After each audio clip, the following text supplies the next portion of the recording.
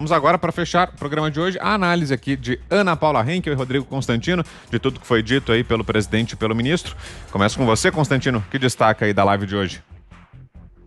Olha, Vitor, são muitas coisas, né? É a primeira vez que eu participo ao vivo dessa live, acompanhando para analisar, e são muitas coisas que foram ditas, mas eu fico com esse destaque que o próprio presidente deu no final e que ele falou várias vezes ao longo da live, que é a questão do tratamento precoce, né? Nós estamos vendo, infelizmente, na minha opinião, uma politização muito abjeta dessa pandemia desde o começo.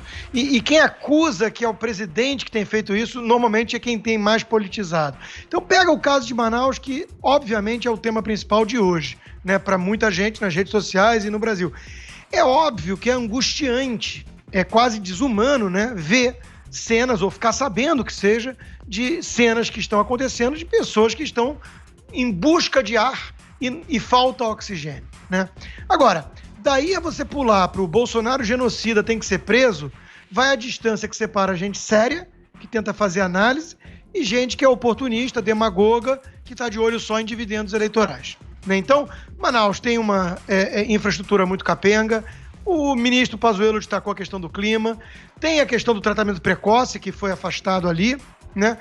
E tem, obviamente, o fato de que já teve situação até pior antes e foram adotadas as medidas que esses demagogos dizem que seriam a solução, a panaceia, e não resolveu, né? Então, de novo, em vez de pessoas estarem, primeiro, tentando ver o que é possível fazer para mitigar o problema, e isso o governo federal está fazendo.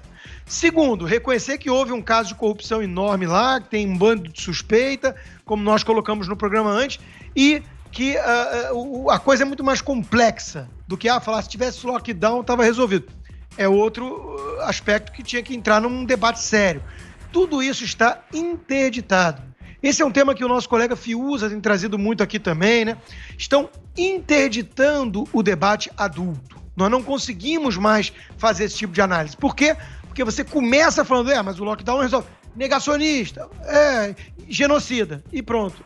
Bolsonarista, logo genocida. E criam essas caixinhas que a gente percebe na live do presidente ao lado do seu ministro, que eles estão tentando furar, sair dessa caixinha. Falar, olha, temos que debater aqui a complexidade da situação, de forma honesta, transparente. Não quer dizer que o governo não tenha erro, não quer dizer que o próprio ministro não possa ser, eventualmente, cobrado por ações mais eficazes. Tudo isso é parte do jogo, é parte do debate sério. Agora, o que tem sido feito, eu, enquanto ouvia, acompanhava algumas coisas, algumas reações nas redes sociais, o que tem sido feito é algo, na minha concepção, escandaloso. Escandaloso. Né? Então, eu entendo até o presidente elogiar o programa, porque eu olho ao redor, né? E o que eu vejo é exatamente isso. Estão fingindo que não existem especialistas que reconhecem a importância do tratamento precoce, porque eles existem e aos montes. Estão fingindo que o lockdown resolve e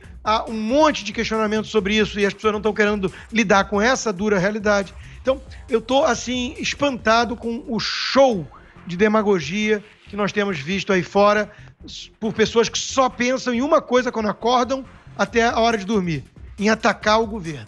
E isso não é papel de analista, isso é papel de militante, isso é papel de oposição, né? Então, esse pessoal está se mostrando exatamente isso, militante de oposição. Agora, militante de oposição com microfone de emissora, de rádio, isso eu acho que causa um mal muito ruim ao país e à credibilidade do jornalismo sério. Então eu olho com muita tristeza tudo isso que está acontecendo, porque eu percebo no presidente, em que pese defeitos que precisam ser apontados, eu percebo nele a vontade de trazer o debate para a realidade. E aquilo que eu e Ana Paula conhecemos tão bem por morarmos aqui nos Estados Unidos, que aqui passou a se chamar de Trump Derangement Syndrome, traduzindo em português bem claro, é uma patologia de pessoas que não podem ouvir falar em Trump porque acham que ele é o capeta em forma humana. Isso existe ipsis literis no Brasil com Bolsonaro. E isso, meus caros, é a supressão do debate sério. Você, Ana.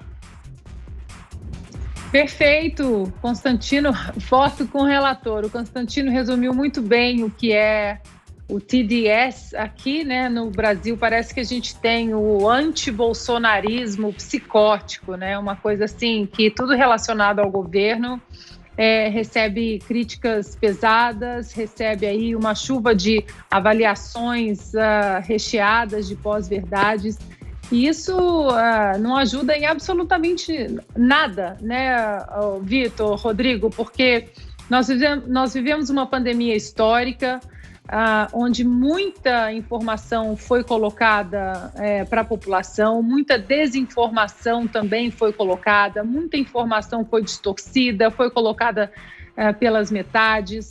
E nós aqui no programa, várias vezes durante o ano de 2020, nós criticamos medidas do governo, nós criticamos medidas do próprio passos políticos do próprio presidente Jair Bolsonaro. Só que a grande diferença, Vitor, é que aqui nós temos críticas pontuais, nós temos discordâncias pontuais. O que eu concordo com o presidente, e a gente sempre está falando aqui, é que quem critica tudo acaba não criticando nada. Assim também como o lado cego, né, de quem elogia tudo, acaba não elogiando nada. E é essa diferença que a gente tem que trazer aqui para o debate intelectualmente honesto, onde todas as vertentes de uma situação, elas são colocadas de uma maneira honesta, clara. Não existe, dentro de uma pandemia onde pegou o mundo aí de surpresa, não existe apenas o preto e o branco, existe vários tons de cinza, né, aí entre o preto e o branco, que precisam ser debatidos com honestidade. Uma coisa importante que eu acho que o presidente deixou muito claro nessa live foi ele não apoiar a obrigatoriedade da vacina. Isso é um ponto importante, porque ainda estamos estudando, ainda estamos no caminho do estudo da vacina e, obviamente, a liberdade aí protegida pela nossa Constituição, quem quiser se vacinar, que vacine. Eu comentei ontem aqui no programa que existe um movimento das escolas públicas aqui do Distrito Escolar de Los Angeles de obrigar as crianças a se vacinarem na possível abertura de volta às escolas de Los Angeles. E isso aí, hoje, já houve um barulho muito grande em relação aos pais, de entrar com um processo, com vários processos, aliás, contra o Distrito Escolar de Los Angeles, porque crianças não fizeram parte do estudo conclusivo da vacina. O estudo com crianças, provavelmente, o resultado vai ser divulgado só no final de 2022, de acordo com alguns infectologistas americanos. Então, a gente tem que ter muito cuidado com as nossas crianças também. Lembrando que o presidente Bolsonaro estava falando sobre os estudos e o tratamento precoce, que é tão demonizado, não apenas no Brasil, mas aqui também nos Estados Unidos, foi muito demonizado, agora até que nem tanto, viu, Vitor? Mas eu procurei aqui,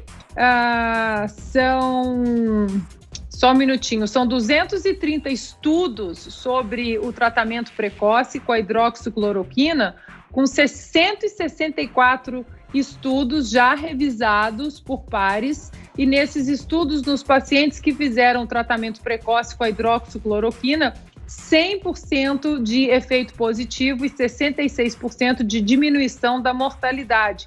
A ivermectina tem 49 estudos, ou seja, falam-se tanto em ciência, e está aqui, são dos 230 estudos de com a hidroxicloroquina, 164 já foram revisados por seus pares e mostram aí um efeito muito positivo, né? 100% de efeito positivo e 66% de diminuição da mortalidade. Mas quando nós tentamos trazer exatamente o que até hoje, dentro da pandemia, a ciência já consegue nos mostrar, porque nós não vamos contra o aplauso fácil, nós vamos contra a turma do politicamente correto, a única questão, o único caminho que sobra para a militância, né, dentro do jornalismo da imprensa é xingar exatamente os mensageiros. Seguimos aqui, Vitor, Rodrigo, fazendo o nosso trabalho, trazendo o que a ciência já mostrou e, mais uma vez, protegendo, independentemente de qualquer coisa, a nossa liberdade de questionar.